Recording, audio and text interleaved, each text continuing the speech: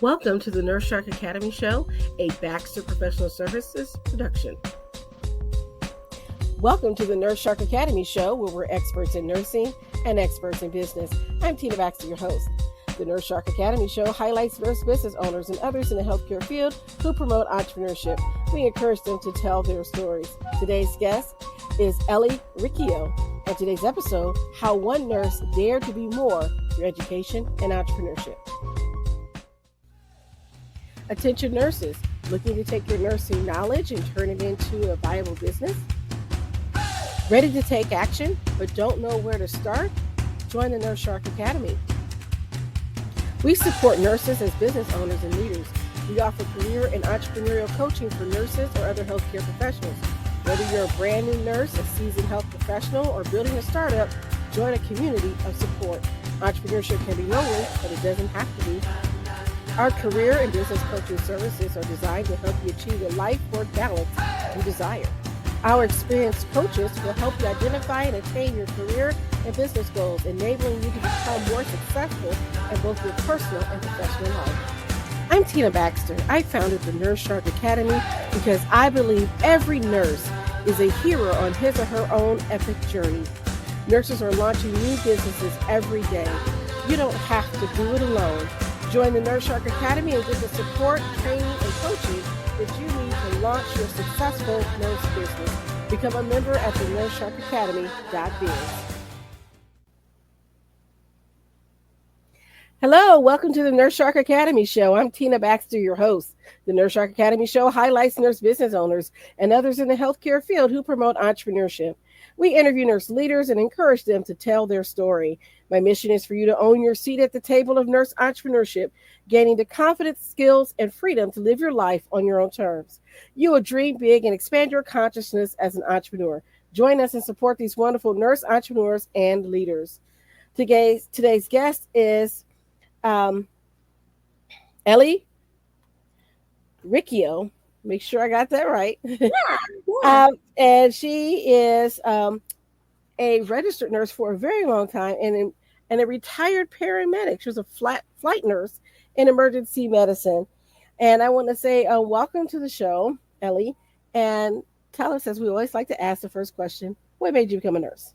Oh my gosh, Tina, thank you so much for having me. I am truly honored to be a part of your show, and I look forward to meeting everyone else too, and watching some of the other shows. The reason I became a nurse, this is a story that I wasn't expecting. I wanted to do something completely different with my life, and I was a stay-at-home mom. My son was 1 year old, and he had an accident and went through a second-story window, face first.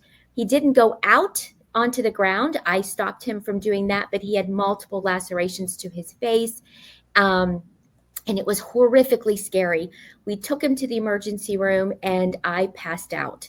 Right in the trauma room, I passed out and I didn't know what to do. I literally had no idea. And as I was sitting, they had taken me out and they finished stitching him up and he's beautiful. He has no scars or anything today. Now that he's 30 years old. He's 30 years old this year. And that event completely pivoted my entire life. As I sat outside that emergency room in my nightgown, covered in my son's blood, crying, I looked like an absolute train wreck. I said, I've got to do something because I am raising a boy. He's going to be in accidents. Things are going to happen. I need to know what to do. And then after we got that all settled down, I took an EMT class because it was easy. I had no college before that. Like I said, I was a stay-at-home mom. And I was only, 20 and 21 years old. I didn't have any career yet at all. I took the EMT class and started working as an EMT. I got divorced and it became a way that I supported myself and my son. Started watching as an EMT, and then I started watching the paramedics, and I thought, I can do that. And I think I can do it a little bit better.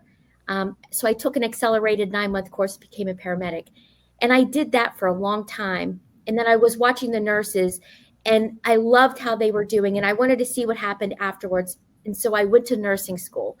And as I went to nursing school and I watched that, I just kind of kept thinking, I need to help more. I want to help more. I can do more. So I went on for my undergraduate. Once I finished that, then somebody dared me to apply for the flight academy. I didn't really want to do it, but somebody dared me to do it just because.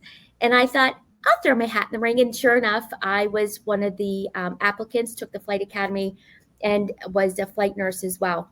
And working full time as a flight nurse and a paramedic at the same time, and then still working in the ER, I decided I was going to go back to a nurse practitioner because I felt like I wanted to be more. I wanted to help more. And so I went on to graduate school. I've always just kind of climbed that ladder one thing at a time.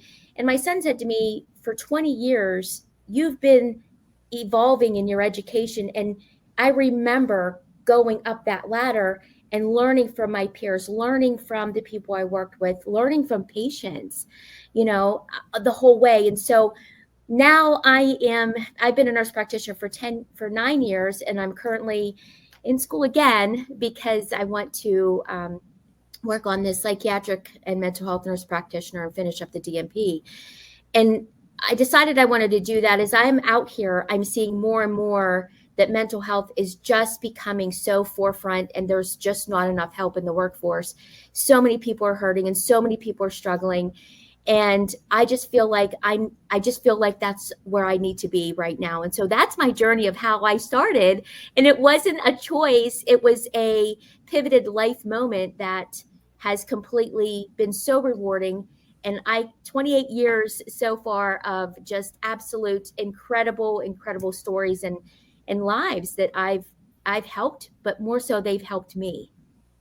So are you currently like a family nurse practitioner? Is that what you're doing currently? Yes, I am board certified in family medicine. My subspecialty is addiction medicine. Mm-hmm. Okay. And so now you're adding the PHMNP to your... Yes. See, yeah, I thought about it, but I started out as a psych nurse, so I've been in psych forever. Yeah. And I thought I was going to go back and get my NP as a psych nurse, and I fell in love with gerontology. Good. So I like older adults. I'm like, I love kids, but I don't want to treat them. I understand. But I really love working with older adults. Mm-hmm. And because of my psych background, my subspecialty is geropsychiatry. Oh, that's wonderful. Because there aren't enough people that know how to deal with older adults when it comes to medication management and psychiatry and some of the issues that older adults face as they get older in life.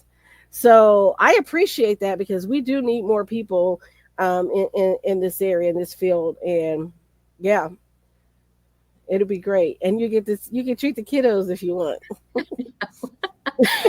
I did hospice and palliative medicine for quite some time as an NP.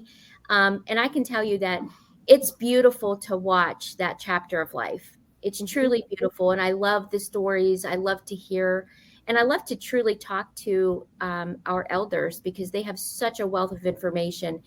And you're right. It's just such a very intricate specialty when it comes to the geriatrics, and because their bodies don't work the way they used to, and their medications don't work as they should, because we all know that no one drinks enough water. Right. They just don't. And it's a big deal. And so they are just such a beautiful population. They're very vulnerable and they need help so much, so much. I see it every single day. And then add on there that you've got all these other medications, all these other ailments. Mm-hmm. And so now that I'm doing a lot of geropsychiatry, I think I'm becoming more of a help to the general psychiatrist, because I'm like, I will go through each of those meds and say, okay, this is what you should be taking here. This is why you're taking that. I had to do that with one patient. She came to me with 3 pages worth of meds and said, you're giving me too many meds. I said, I just met you. I haven't given you anything yet, but let me find out what you're taking and why. And I saw a lot of duplicates. She had no idea why she was taking this, who prescribed it initially. So I requested all of her medical records from all of her mini specialists. And I went through the medical records and I came up with a chart and I said, okay, this doctor gave you this. So you need to go back to them and ask them, should you still be taking it? Because you're also taking this. Right. And I broke it down for her and her sister. And she came out for me taking 2 medications. That was it. I said, we need to Wow. work on all the other stuff that you have. I had another person, she wasn't elderly, but I'll just to throw this in here about medications. She was a nurse actually, who had like 2 or 3 different types of cancers, and she was on like 50 different medications Oh, and was coming to see me for depression. And I looked at that med list and I said, I appreciate you coming in. I don't know where to start because you're on so many medications. I need to go and talk it over with the psychiatrist to see if he has any, you know, idea of where we need to start with this, because it was just so many meds, all these neurological meds and pain meds and, you know, all this stuff that she was on, and then all these different cancer meds, and then she had all these chronic conditions, and I'm just like, you really want more medication? that's so And she hard. worked full time. She was still working full time. Oh my word. That's so hard. It's just so overwhelming. Mm-hmm. Yeah. So I say that to say what we do is important. Hmm. Even if you are working with kids or working with older adults, kids are another population. You need specialty care for that because their body doesn't process things like they always do. The doses can't be as high, and they have more reactions to things. And I totally get all of that, and so I appreciate you, and I'm glad your son is doing well now. Oh, He's a wildly successful entrepreneur at age 30. And the beautiful thing is that he's watched me his entire life always strive to be a little bit better, to help people, to be kind, and to just truly work really hard at what you want, set a goal and go after it. And that kind of thinking has, and not just saying it, but showing him, we would sit down and do homework together while he was in school, and so mhm. just being present and showing that you do it too. It's not just do as I say, not as I do. No, we're going to do it together. And I think that's been, pivotal for him as well. I was gonna say, hey, chicks dig scars, man. Chicks dig scars, right? Absolutely. And so I'm curious though, because you said you took the flight nurse course. Are you still working in that area or as an NP? No, no. So what I did, excuse me, what I did was after I had gone through some life challenging things and I had went through a divorce. And once I was done with that divorce, I kind of exited and retired from the emergency medicine world. I had been in it for 20 years, and the life expectancy of a paramedic is 7 years in that career. I lasted 20, and I had put boots to pavement for quite some time, and I kind of passed down the torch. I taught for a couple different colleges and emergency, paramedic classes, EMT classes, first responder, that kind of thing. But I thought, you know what, it's time to hang up my hat, pass that torch, and get into something that's going to give me a little bit more peace. Because in the world of emergency medicine, your cortisol levels are always way too high. You're always living in a fight or flight. And my body was just not doing well. It just wasn't. And I needed to make some physical changes for myself and for my own mental health, and start, kind of taking and unraveling some of the things that I had experienced in all those 20 years of emergency medicine. You see the worst of humanity, but you also see the best too. So I kind of hung up that hat and put those boots in the closet and packed it away. And then I went on to hospice and palliative. And now I work in this area. I still work in the same area, but I do house calls and house visits for insurance companies. I kind of am subcontracted now. Okay, all right. And so I have worked in hospice and palliative care too, and I have to say I really love that population. And you have to be special to work Mm-hmm. in this population because they're like, well, your patients don't typically get better; they transition, and but I think about how we can help them make a peaceful transition, help them move to where they need to, and help the family. So I've always loved being in that population, and I have some of the best conversations with patients when they're at that place, and to help them come to a place of acceptance, because it's something we can't fight, right? we don't have the technology yet to fight it. Yeah. So we have to learn how to move through it. Hmm. And so you're working on getting your uh, DMP, Hmm. and then you also have you have your own business. Tell me a little bit about how did you get to be an entrepreneur? So I've always loved to truly educate. I love to help people. I love to help people understand. Those of us that have more education and different degrees, as we hold on to that information, if we don't find a way to transfer it to someone else, the education dies. And so a lot of times I have found that people just don't know how to take care of themselves. We assume that they do, but in reality, they don't.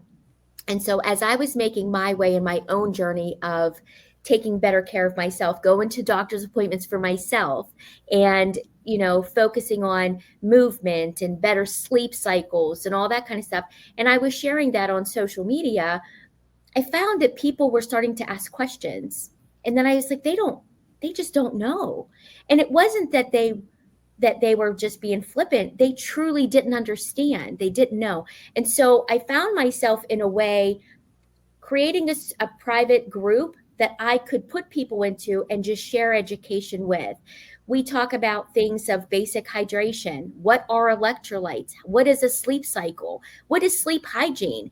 People just don't know. And so as I was going through my own physical things, I was taking people along with me and then helping them and encouraging them along the way, showing them the difference between low carb, carb cycling, keto. Like as I was learning, I was sharing that. And then I started making meal plans and making your recipes and things like that. And so I was sharing it in my group and I thought, well, I could just put these all as downloads and just either give them away or I took my time, so maybe a couple of dollars and maybe somebody can have, this benefit of not having to try to figure it out. And so I got myself a Shopify store and just started putting stuff in there that I was already making. And it just created a little bit of extra, revenue for me. And I love to do it. I was doing it anyway, so why not, right? Exactly. Yeah. Exactly. Yeah. This is what I would like to tell our listeners. Taking what you have this knowledge, you've done the education, you've worked in the field, you understand healthcare, you're learning about your own health, and then you're providing a valuable service to the community, but it also helps provide for your family. That's what being an entrepreneur is. Yeah. And I love the fact that nurses can take what they have their nursing degree, they understand nursing, they understand healthcare, and use it in a different way. My Mhm. philosophy has always been you can leave your job, you don't have to leave your profession. You can Amen. learn how to do nursing in a different way. That So, is so true. Tina, that is so true because, and not only that, I have found that because I have so many people that follow me that really buy into what we're doing, they help hold me accountable on the days that I don't want to do it. Let's just face it, I'm still a human. There's days that I don't want to go for the walk. I don't want to eat well. I want to go and, eat whatever. And I want to just stay in bed some days too, because depression really is something that hovers over and I'm aware of it, but I have to manage it. And as I am vulnerable and I'm sharing these great days and then days that aren't really great, what I'm doing to help myself kind of stay out of that dark place. I'm taking people with me, but I'm also they're holding me accountable because I know I have to show up for them. So mhm. it's a beautiful way to help them to generate extra income because we all could use a little bit of extra, in our bank account. And also it helps give me a community that is a safe place that if I want to go live and I just want to sit and cry and say, I'm having a really crappy day, I have the people that will support me. And these people are from all over the world. And that's just a beautiful thing is social media is to be social. Yes. I think we've forgotten that part of social media. So many times I see people just throwing, you know, rocks at each other on social media. And I'm like, no, this is a place to be encouraging. I happen to be in a diabetics Facebook group. Okay. And in this Facebook group, I'm frequently the nurse on call. And so they will post questions specifically to the nurses that are there each week. And I just do the education, right? I'm not prescribing and not telling them, stop medicine. I'm not doing any of those things, but I'm helping to educate them on why they're experiencing what they're experiencing with their diabetes. And it is a safe place for you to ask those questions. And I see them post pictures of, okay, this is what I had on my meal. This is on my plate. My blood sugar went up to this. What am I doing wrong? And they help each other. And I love that about that group. It is so good. And I love to get different gadgets. I love to get different supplements. I will be the guinea pig and I will try different things and I will use different things. I purchased a Dexcom 6 and I wore it for 6 months just because I wanted to see how different foods reacted to our bodies. And I learned so many wonderful things and I took them with me. And so now, like, I got a message today that one of my girls, she's been with me for about 2 years now. Her A1C is down to 4.2 and she's coming off of her metformin. And so when I get those messages, like, I just sit there and just am so full of gratitude. And because she trusts me and we've been doing things, tweaking this, tweaking that. And so for her, I said, eat your protein first, wait 15 minutes, and then have your healthy carbs. And she's noticed that her blood sugars do a nice gentle roll instead of having big spikes. Those big spikes is what really makes a big difference in that insulin resistance. And when they go to the doctors, they hear the words, but nobody explains what that means. Yes. And so by me using social media as a way to educate and help them understand the terms that medicine uses all the time, and because medicine just uses it as a jargon, we just automatically think that everyone understands what we're saying, and they don't. I can definitely tell you from being in this group, it's really eye opening because as I'm typing, because it's typed, it's not live, it's so we type and I'm typing it and I want to put it in abbreviations and I have to stop myself. No, type it out. They know what you're saying. Provide the reference. So if I have a reference, I will actually put the link there so that they can go back and look at it, where I've got the information from. And so I try to work really hard on making sure I make it accessible for anyone. And because it's an international group, sometimes English is their second language. And so I want to make sure that what I say makes sense. So yeah, I really applaud you for that. And with what you're doing with your Facebook group, that is just awesome. And so your group is the Healthy on the Go Facebook group? Yep, it is. And it's got 5,000 people in there. And it's growing all the time. And we have so much fun. I do monthly challenges in there. It is a free challenge to participate. And with this hot weather, I had a whole series about how to manage your health during these really, really high temperatures, because we just say drink water, but people don't understand that hydration is truly, truly the foundation of everything. And unless you tell them why, they just go, oh, they just say drink water again. But it's more than that, so I will do like 14-day challenge or a 21-day challenge. And each day is a new topic. What is a macro? What are micros? How to incorporate extra steps. Why do we need the water? All kinds of things. I don't get heavy into medicine. I really keep on the outskirts of it so we can look at health in a holistic way and take a look at what's the difference between body measurements and body weight. Why do we have to have a waist circumference? Because that's what puts the workload on the cardiac system. And so we need to focus on muscle building and strength training because, we talk about menopause, why, our cortisol levels are crazy, estrogen's up, progesterone's crazy. How do we balance that so we can stay healthy and keep our bones healthy? Me, I'm 50. I want to make sure that I am flexible, and I'm talking about longevity and keeping my bones good and strong, because we always hear, did you hear grandma fell down and broke her hip? I'm like, no, grandma's hip broke and then she fell down. So we need to talk about osteoporosis, right? Yes, so definitely. It's a lot of education, and it's a free group. And I do prizes, I do giveaways, I do all kinds of fun stuff in there. And it's just a community. People always share inspirational posts. They share about their day. They share their sweaty selfies if they got their movement in. And it's just a beautiful place. I love it. Yeah. Oh, that sounds wonderful. That sounds great. And so now that you've got your business up, now can I ask you, Yeah. what were some of the challenges you had when you started your business? One of the challenge was that I didn't have any idea how to start a Shopify store. I didn't know anything about taxes. I didn't know anything about, when it comes to filing taxes, like what did you need to do? How do you do that? I, I learned from absolute zero. I found a CPA that when I told, I'm contracted, I'm a 1099 with my contracting company I'm a employee of my own company. And by Hmm. doing that, he created an S corp.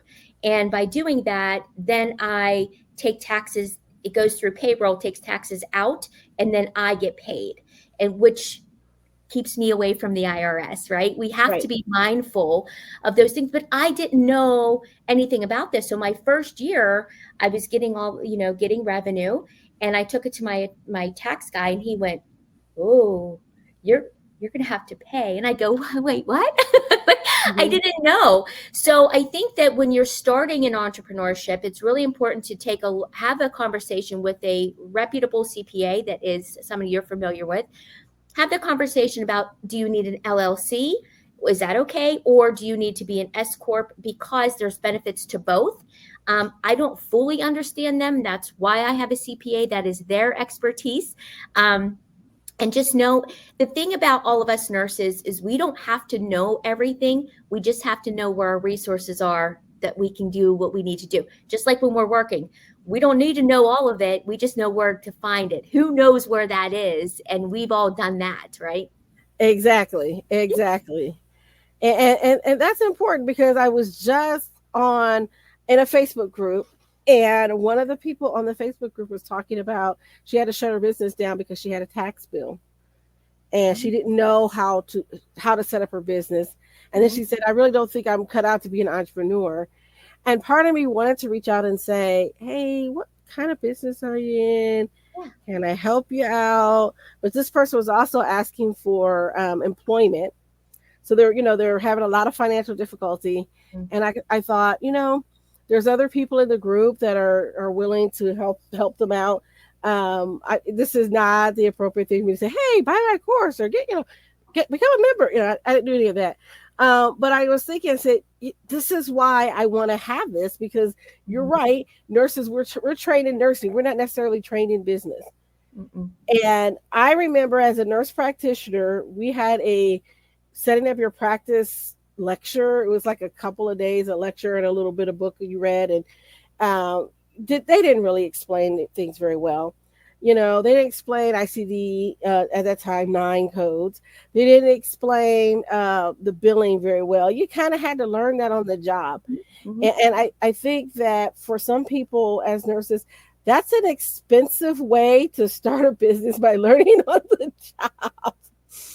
You're right. It is. Mhm. It's scary. It's scary because we hear people go to prison for tax evasion, and it happens sometimes just by pure ignorance. And it's not, you're Mhm. not purposefully trying to evade, paying the taxes. You just don't know because you've never owned a business. Most of us in nursing have always, traded time for money, and that's what we Right. did.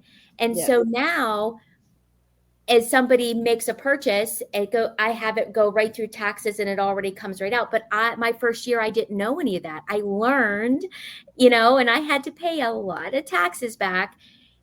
And so now, as anybody that's getting into entrepreneurship, I would say that your first 6 months, see how things go, and really reach out to some financial support with a CPA. And a lot of them will do consults with you to see, number one, what are you thinking, and where are you right now? Because you can start with an LLC, and as you grow, that might be the time to switch over to an S corp, and the CPA will file everything with your state, with federation, with the federal government.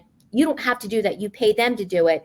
But you don't have to start out all the way over at an S corp. Like, you can start with an LLC and grow into it too. So it's not so scary. And that's why I explain to people that you need to find your tribe, your people around you to help support you, your CPA, an attorney, please. Please Yes. get an attorney. If you don't have one, I have a great way for you to get one that'll help you in your business at a low cost, a Mhm. membership based cost program. But I just think it's so important for instance, intellectual property. I met with a business owner and she was really promoting these journals that she was trying to sell in her group. The problem was the group was called the Wonder Woman group of whatever. Okay. And she had a picture of a Wonder Woman type figure on her journal. And I said, Yeah. you can't use that. Oh. DC will come after you. Hmm. That is trademarked. And it never occurred to her that Hmm. she couldn't do that. I said, if you change it to maybe Superwoman, you might get away with that because it's Wonder Woman, not Superwoman, and it's Supergirl. So you might be able to trademark that. I said, but you need to be very careful with that. And it never dawned on her. And she was ready to trademark this whole thing. And I said, you're going to pay a whole bunch of money Hmm. to find out that you can't trademark. Yeah. Yeah. It's scary. It's Mm-hmm. absolutely scary. And then I think another thing that I would definitely say was a challenge for me is that because we are nurses and nurse practitioners, when we give advice, even though we're not giving medical advice, we always have to say, I am a provider, but I'm not your provider. Please speak to your own primary care provider. Yes. How I always have that disclaimer all over the place in my group because what can be misunderstood will be misunderstood. Mm-hmm. And it's never intended to be, but if it is and it doesn't go well, you could find yourself in a pickle real quick. And so I have disclaimers all over everything just because you just never know. And we always want to protect ourselves, protect our education, and protect our families from something bad happening. The nurse that was in California, the nurse Hmm. practitioner who got her DNP, the physician she's worked with referred to her as Dr. So and so. So she put out on her website, I'm Dr. Angie or whatever her name was, right? Yeah. And of course, someone saw it and said she's pretending to be a medical doctor. They turned her in. The state came and fined her lots of money, went and fined her collaborating provider as well. And this whole thing, and she had to go before the state board of nursing. It was a huge, huge thing, all because she said, hey, ask Dr. whoever. And of course, the physicians are like, nope, she's pretending to be a medical doctor. It does not clearly say that she's a nurse practitioner. And so even when I walk into the room, I always say, hey, I'm Tina Baxter. I'm the nurse practitioner. Yep. So Yep. they'll know. Yeah. Don't yeah, because I don't want anybody saying, oh, you're pretending to be, and I don't have a doctorate right now. So I don't want anybody to say I'm pretending to be a doctor. I don't. I love doctors, but I chose nursing over medicine for a reason. Yeah. And I don't want to be a doctor. If I did, I would have continued on and went on to medical school. I mean, I was really close. All I had to do was put the application in. I took the MCAT twice. That's how close I was. Ah, I just couldn't do it.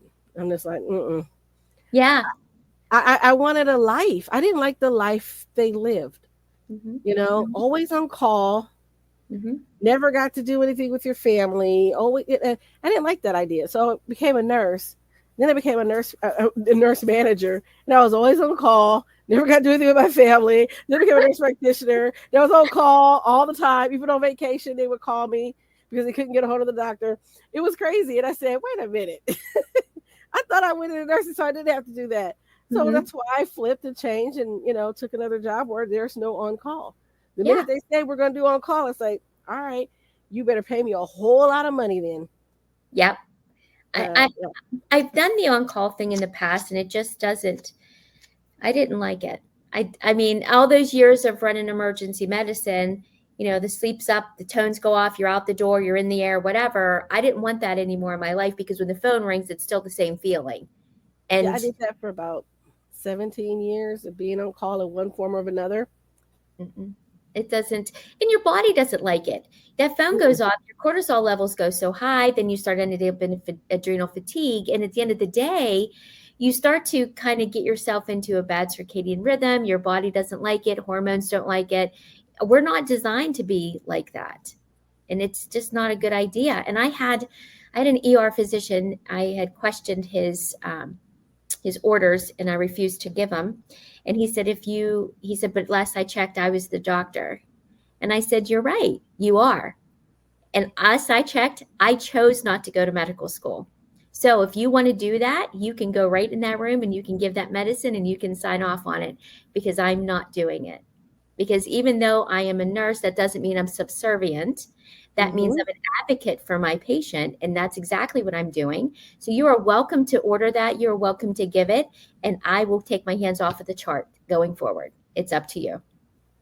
And so, those of us that have been in medicine a long, long time, we have learned to be that fierce advocate for people who can't speak for themselves. And I love that we all do that. We are empathetic and we are compassionate and kind, but we also have this part in us that is fierce when it comes to standing up for somebody who is vulnerable. And I love that we do that, and we do it so well. Well, we either have to stand up for each other or stand up for ourselves too, because I work as a legal nurse consultant. And so when you give that medication and you had your reserves, I hate to tell you, but they come looking at the nurse first. Always. You gave that medicine. You're supposed to stop that medicine from being given. You should have known better. I mean, and unfortunately, a lot of nurses get intimidated by physicians, by management. And I always tell them, I said, you know what? You can get another job. Yes. You need to protect your license. That's right. Your license is your business, whether you're working at the bedside or in your own business. Your license is your business. And if you lose that, you're out of business. That's right. Absolutely. And you're right. We do have to stand up for each other. And a lot of times we are pressured in the facilities, because whether it's the heat of the moment, whether there's a crisis going on, or if it's, internal intimidation, you're 100% right. And sometimes those of us with that inner strength, and we have to stand up and put that foot down, it is uncomfortable at the beginning. But when you know that you're right, it's okay. And there's a way to say it respectfully and say, I don't feel comfortable with that. You want to go ahead and do that, you handle that perfectly. Hey, I just don't feel comfortable with this. I'm not going to give it. And I've have stopped students when I teach. I stop students and said, do you know what you're giving? Do you know what this medicine does? Yeah. You know what it is? No. I said, so why would you give a medicine and you don't even know what it is or what it does? Right. It's a very much about mother, hey, well, he said to, or she said to do it. And that's not, you are the final, before it goes into a human body, you are the final check and balance. And I have had my fair share of depositions throughout the years, and those are no fun. All you need is one deposition and it will change your life. Yes, ma'am. I've had many. I have many as an expert, and it's like, I tell the nurses, I said, you need to document, particularly in the long-term care. I always tell them, I understand document by exception, but guess what? I guarantee you, if you were to come back 10 years later to try to explain this, you will not remember what happened. But had you documented it, you would save yourself. You can't say that it would actually happen because nothing's documented. Right. And that really makes you look like you're not credible. As an NP rounding in nursing homes, I would often tell the nurses, if it's important enough to put on the book for me to see as a problem, it should be important enough for you to document in the medical record. That's so when I see that you said that this is a problem and I go to the medical record and it does not match it, I'm going to come to you and say, who assessed this person for this? Great example. They put on there, resident has a brown spot on their ear. We don't know where it came from. We don't know what it is. Come look at it. I'm like, Mhm. okay. So I go down there and I'm looking at this brown spot and I'm like, wait, is this the spot they're talking about? She's like, yes. I walked over there, got a washcloth, wetted it, wiped her ear. It was dry chocolate milk. Oh my. And I said to the nurse, now I have to, because I did assess her, I have to bill this person Mhm. for dry chocolate milk. That's crazy. So I'm going to say, when was the last time you gave this resident a shower? Mm. I'm going to say, how come no one washed her face after her meal? Right. I Right. said, if I was a surveyor, if a surveyor was in the room with us, you would have been cited. Yeah, you're right. Yeah. And now I have to bill Medicare because I did do an evaluation and assessment for dried chocolate milk. Oh goodness. Yeah. Document everything, man. I tell you, I always say that if it's not on paper, it didn't happen. Mm-hmm. Whatever you write down needs to be what you can recall, even if it's details. I would always chart details for myself. It wasn't Yes. for anybody else. It was for me, because if I did have to go to a deposition, I could read that and I knew exactly what room it was, what person it was, because there was details in it. And always chart as if an attorney is going to rip it to shreds. And please make your assessment Yeah. and document the assessment. That's the problem. They'll document what the resident said, they'll document what the family said, they'll document what they did, but they won't document the actual assessment that Mhm. says, this is why I'm doing what I am doing. So later on, if something happened, they can go back and say, well, you didn't follow standard of care because you never assessed for this or this or this or this. Right. Document the assessment. Yeah. That's what hangs people up. That's your freebie to those of you who are listening. Legal nurse consultant Yeah, and a sure. couple of APs. Yeah. And that disclaimer really does cover a lot. And if it Mhm. is a private conversation, I will always say I'm happy to help within my limits. But just remember, I am not telling you to stop any medicines, to take any medicines, or to change anything. Any questions, please speak to your direct primary care provider. So that way I have that documented, Yes, again. it's even documented in the Facebook comments, and I say, well, this is what it sounds like. It could be this, it could be that. I'll make an appointment with your GP. There you go. Right Absolutely, there. every I time. like, yeah. Every time. And other people chime in and say, well, when I had it, I had heart failure. I said, well, it could be heart failure. So I was talking about swelling. I said, but it also could be gout. They're diabetic. So I said, it could also be this. I said, I don't know what other medications you're taking that may cause edema or swelling. I said, but I would say make an appointment and talk to your GP and ask them, why do you have this swelling? Yeah, there's so many differentials, and social media can be the villain in this Mm-hmm. arena, because everyone has an opinion and everyone has a story, but they don't understand that every human is different biologically, and every situation is different, different environments, different eating, different medicines, different hydrations. And so that all contributes to overall health. And Mm-hmm. you can't just take two symptoms without having the whole picture and say, oh, this is what it is, and they expect us to do that. And Yes. so I will help with basic things, but I always put that disclaimer, because that you're right, we have to Mhm. protect ourselves for sure. Well, they'll Google things, right? Yeah. And I get this from my family all the time. So I have this going on, and I Googled it, and I think I have this, and my niece is very good about this. And I said, well, it could be that, but it could also be other things. So make an appointment with your doctor and tell them your concerns. So Yeah. I get that from family members all the time. And I'm like, Google can be your friend, but it can also be your nemesis. I'm sorry, sometimes looking things up because you don't have the right context Well, that's for it. just it too. Yes, Google and WebMD, as wonderful as they are for basic resources, can Yes. be a hindrance. And they can diagnose you with the worst case scenario, and it could be just something very minor. Yeah. Yeah. Could Mhm. be. And we just I said, instead of making it a catastrophe, because again, I work in psychiatry. So instead of making it a catastrophe, thinking the worst possible outcome, right? Knowing that even if it is that, there's, sitting here worrying about it isn't going to change it, right? So maybe go see them, get the workup, find out what it is. And if it's something you can manage, great. If it's something that's going to be more difficult to manage, okay, at least we now know what we're dealing with. But it's the not knowing that's going to kill you.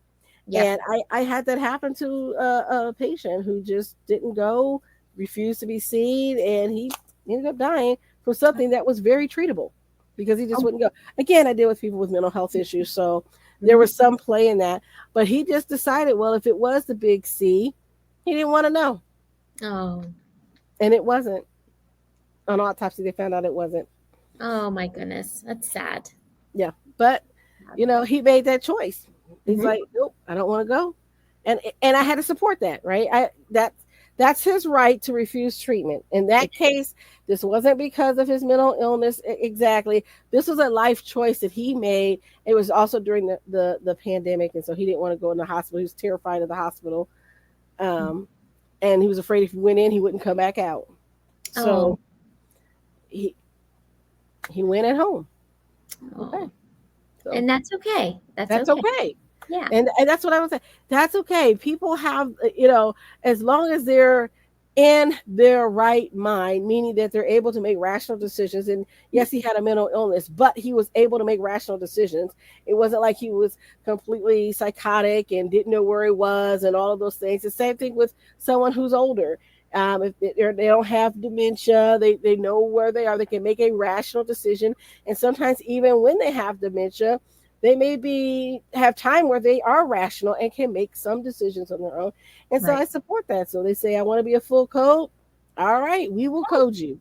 Yes. If that's what your beliefs are, I will do that. You say you don't want to be a full code, I will support that as well. Yep. Whatever you decide. I had a cancer patient who decided he did not want any more chemotherapy. It wasn't going to be curative. It was just going to be palliative. And he was tired of going. And I told him, I said, your wife, who is trying to get the POA, but you're still of sound mind, I said, you need to tell us what you want, because otherwise you're going to keep going for these treatments. And you have to tell me what you want. And he finally opened up his eyes, because he only closed his eyes when his wife was around. That's a whole other thing. And so he said, I don't want to do this anymore. I said, no problem. We had witnesses, signed off on it. Wife was mad about it, but I said that was his decision. Of course, 2 weeks later, he passed away. But he knew it wasn't going to be curative. Sure. I said, we can make you as comfortable as possible. I said, we'll try not to let you be in pain as much as we can. I said, we're going to give you the time to be with your child as much as you can. But he was ready. He was done. He just knew. I'm like, for him, the quality of life would have been poor because he was getting these toxic drugs that were making him sick, and it wasn't going to help him. He was still probably going to go. It was very progressive, fast-acting cancer, and it's like, I don't think it's really going to prolong your life. So hard. That's so hard to watch. It is. But I think letting him advocate for himself and encouraging that is important. And that's all part of being a nurse. Is helping our patients advocate for themselves. I agree with that, because they can lean on our strength to advocate for them. We can also give them opportunities to see things different perspectives, helping them have holidays. Just because it's not that calendar year doesn't mean you can't have Christmas in August. That's right. And so helping them see, take the videos, take the pictures, have the conversations, write down the most incredible stories, take that time to create those memories and things for your family so that you have them going forward, and they will be priceless, because none of us are getting out of this life alive. But what we can do is take the time to help people see perspectives, and quality of life versus quantity is really essential for them. And those of us that are strong and really can help the family see it from a different perspective creates a space where that person going through it now has more comfort without guilt, because that the family can sometimes inadvertently guilt their family member into, well, you should stay, and then they're fighting to stay, and that's not healthy either, right? And so, us being nurses and empathy and compassion and caring for people doesn't always just mean caring for the human body and the disease. It also means caring for the person as a whole. Definitely. Holistic care is so very important. And I think we kind of missed some of that in modern medicine. We're so focused on the disease. I kind of think of it sometimes as mechanics, right? Yes. We just want to fix that problem and move on to the next thing. But I've always wanted to find out, how did you get there in the first place, which is why I'm in psychiatry. How did you get there in the first place? And how do we keep you from going back to that place? Yeah. And so, yeah, that's so important. Well, this has been a really great conversation. I do want to remind our listeners that she does have her free guides available on her website on elliericcio.com. And you can pick that up, and that'll be in our show notes. I want to thank you for your time today. And my last question is, if you had one piece of advice for a budding entrepreneur, what would it be? Do it. Just do it. Do it. Don't think about it. Don't overthink it, because you'll learn as you go. The more you overthink, the more time passes and you will not start. And the most beautiful things come just on the other side of fear. And just, you might be scared and you might be thinking, oh, I don't know, or I don't know. Guess what? Just jump right in. Just do it. You're going to learn as you go. Reach out to your peers. They will help you. There's tons of Facebook groups out there that are people like Tina, like myself, that will absolutely give you all the tips that we have learned, but we're still learning too. But just don't wait, because life will go so fast. And before you know it, you'll be in that age of thinking, I should have, I would have, I could have, and then you'll have regret, and nobody wants to do that. So just do it fast, do it fun, fall, fail, do all the things, and just enjoy the ride. All right, you heard it there. Do it fast, do it fun. Okay, I want to thank you for tuning in to our episode today. If you're watching us on YouTube, don't forget to hit that notification bell and to subscribe. And also leave us a comment and let us know what you think of the show. And if you have any nurse entrepreneur guests that you think would be great for our show, please reach out to us. You can email us at the Nurse Shark Academy show at baxterprofessionalservices.com. Also, please, if you are listening to us through Podbean or wherever you get your podcast, don't forget to leave us a comment and a like. We'd appreciate that. And those of you that would like the additional content that we have available to you, become a patron and sign up for the show. I want to thank you again, and I'll see you next time.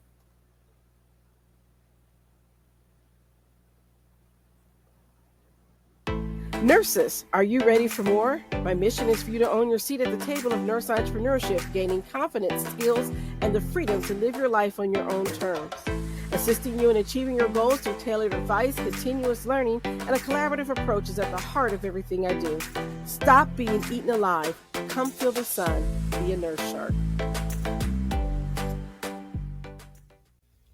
Thank you for listening to the Nurse Shark Academy show wherever you get your podcasts or watching us on YouTube. Don't forget to like and subscribe, and don't forget to hit the notification bell so that you'll know when all of our episodes come out. If you want further information, you can contact us on the NurseSharkAcademy.biz.